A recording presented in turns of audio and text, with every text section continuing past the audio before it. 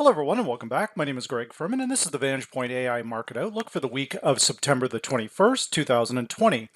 Now, to get started, we're going to begin where we always do with that very important US dollar index. Now, once again, we find ourselves almost exactly where we were last week. The dollar is running in a very tight channel here.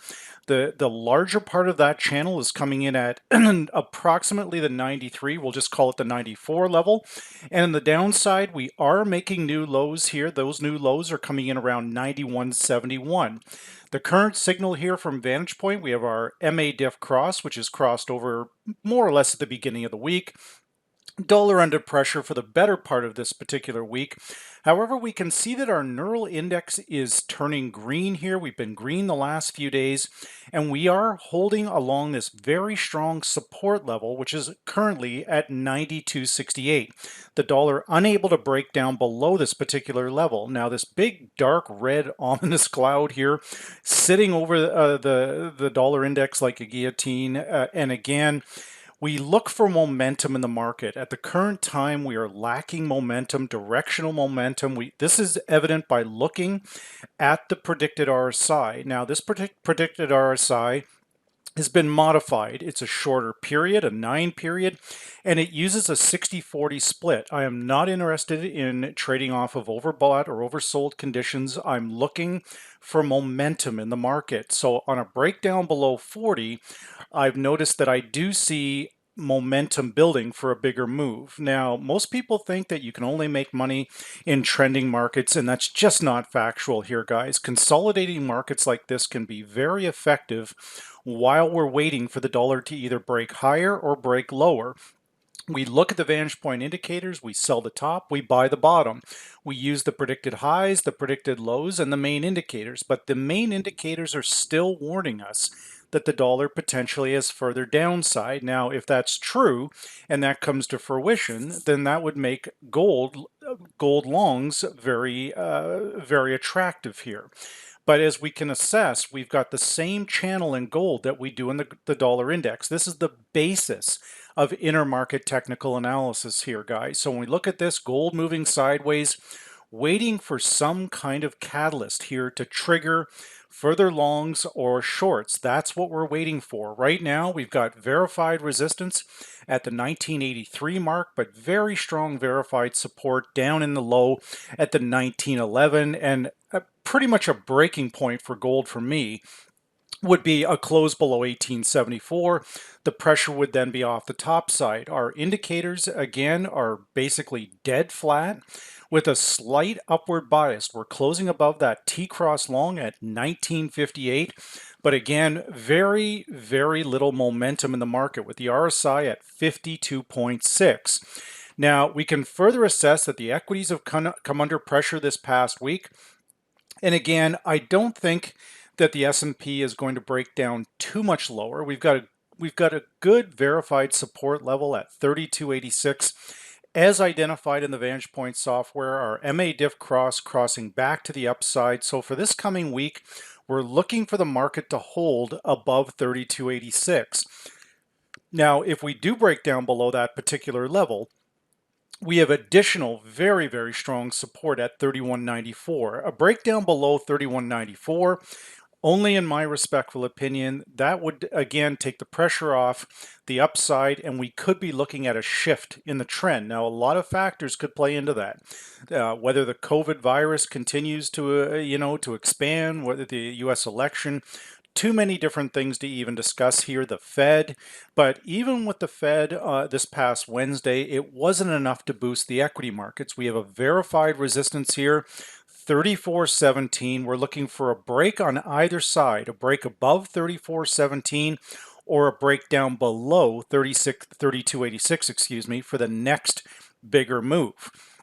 Now, one of the key intermarkets that we will look to gauge those equity markets is of course, light sweet crude oil or even the RBOB gasoline contracts. When we look at this, oil is a fresh new signal. We're holding above the T-cross long at 40.25. As long as we can stay above that particular level, then that should support the equity trades also, but again, we need to hold above that. When we look at our medium term crossing our long term predicted difference, this is the exact signal we look for on a weekly basis. We have a verified support level on oil that's come in at 36.40. We have our medium term crossing our long term predicted difference, but we wait for the neural index to turn green to pull the trigger on longs, and then we can see the outcome from this. So we will look for oil to continue to rally.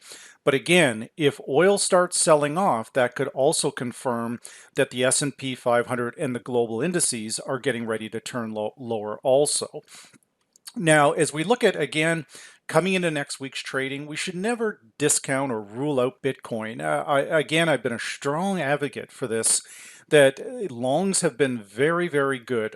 Buying on any kind of a dip on the Bitcoin versus the US contracts, whether you're doing that via CFDs or through the futures contracts, or even through the ETFs with GBTC and Bitcoin, GBTC, excuse me, the Bitcoin Trust. It's a good way to dip your hands in there. I don't know about you guys, but I have no clue how to mine coins.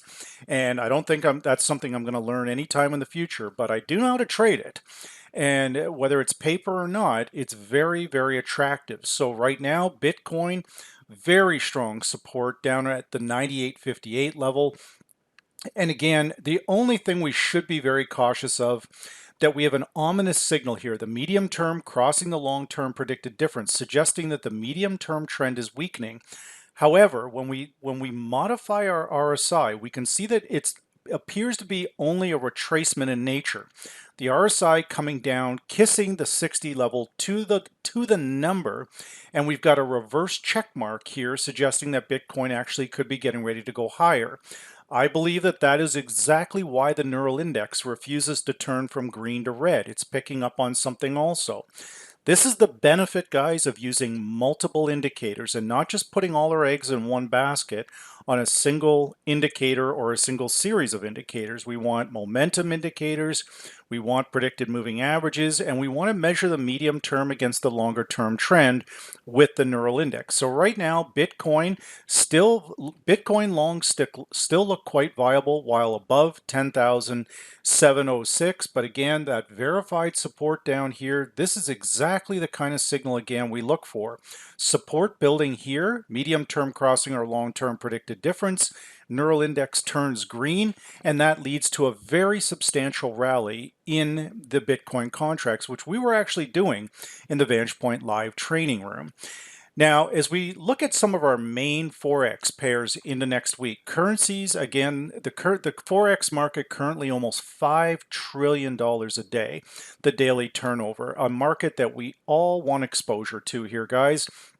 So when we look at this right now, the euro is running in a channel the exact same as the dollar index. We're waiting for a move or some kind of catalyst to trigger this to move higher. So for now, guys, what we do is we continue to use these VantagePoint verified support zones. We buy down into the 116.90, 117.53, and for your more aggressive day traders, we sell into the 119 level. But just remember that the euro is firmly above its yearly opening price and the dollar index is firmly below its yearly opening price. So the bias will always be for the euro higher, at least for the time being. Now, the euro does require gold contracts to extend. If it's going to extend its gains, again, we want to watch these intermarket correlations very, very closely. The British pound US dollar going into next week, you can see using the VantagePoint T-Cross long, we have strong verified resistance at the 130.17 level. But again, a very nice signal off of the VantagePoint medium term crossing the long-term predicted difference with the neural index. The problem here is when we add the RSI into the mix, we can assess here that we have very little momentum. We're not able to get above the 50 level on these contracts, and we can't get above the 60 level either. That is an absolute problem. So we use the T-Cross long. Right now, there's still a negative bias against the British pound.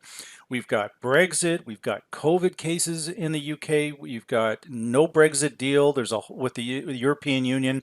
So there's still a lot of negatives against the pound, but just remember, it still comes down to either buying or selling US dollars. So if the dollar index breaks down below the aforementioned levels, then the pound is likely still to move higher. But for now, to begin the week, 130.17 is the level we want to watch. If we click on our F8 using our VantagePoint software and the blue line by itself, the picture is a little clearer here. But again, we're closing the week below that critical 129.34 level. We want to make sure we retake that level as soon as possible.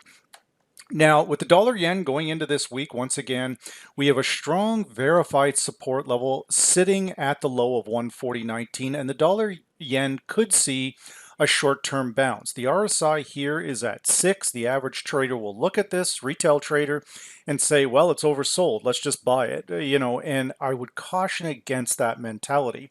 We're in a momentum-based market. If gold extends higher, that will hurt the dollar, but it will help the Japanese yen.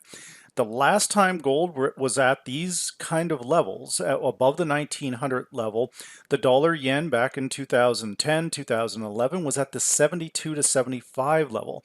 So I could argue very easily that the dollar yen pair is grossly overvalued at 104. So when you think that it can't go lower, just remember, go back in time and use your intermarket correlations to determine whether this is fair value for the dollar yen pair. If we look at the past price figures, gold prices, it's not fair value. It's rather high at this particular level. So right now, we look at our T-cross long. 105.63 is the key level. You're short while below this particular level. If we click on our F8 using our VantagePoint software, we will retrace back to the 105.08 level. Between 105 and 106 is a premium short, in my respectful opinion. But a corrective move first can't be ruled out. So watch the two aforementioned levels here to begin the week. Now, as we look at the three main equity-based currencies, the CAD, the Aussie, the New Zealand, they run very, very similar here, guys. So when we look at this right now, again, the USCAD pair moving towards overbought slightly, but the MA diff cross has taken place right in this particular area, and that pink line over the blue line measures the medium-term trend against the longer-term trend, and this is saying that the medium-term trend to the upside is weakening. So we look at our verified resistance zones, we can see very clearly the resistance high, 132.59.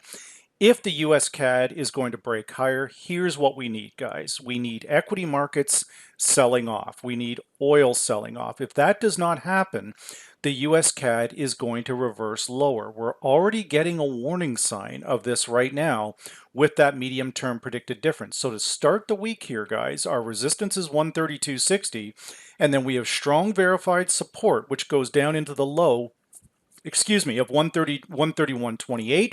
But more specifically, that key T-cross long 131.75. If we start breaking down below 131.75, you want to get shorts on the table immediately. And a close below that level will confirm. Now, with the Aussie and the New Zealand, we see a very similar picture here, except inversely. The Aussie is holding above the T-cross long, 72.74. Our indicators are very mixed here between the neural index and the predicted differences and the RSI.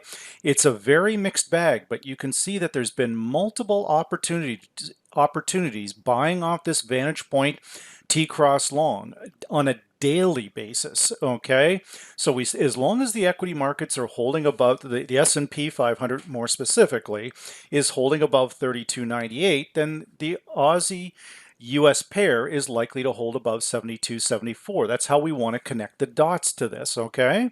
And when we look at the New Zealand, we see the exact same trade. If we look at our New Zealand, and we've got some resistance on the New Zealand pair here, but the indicators from VantagePoint are telling us that we still have room to extend. So we have two very strong support levels. Our T cross long coming in at 66.93. We stay long while above that level.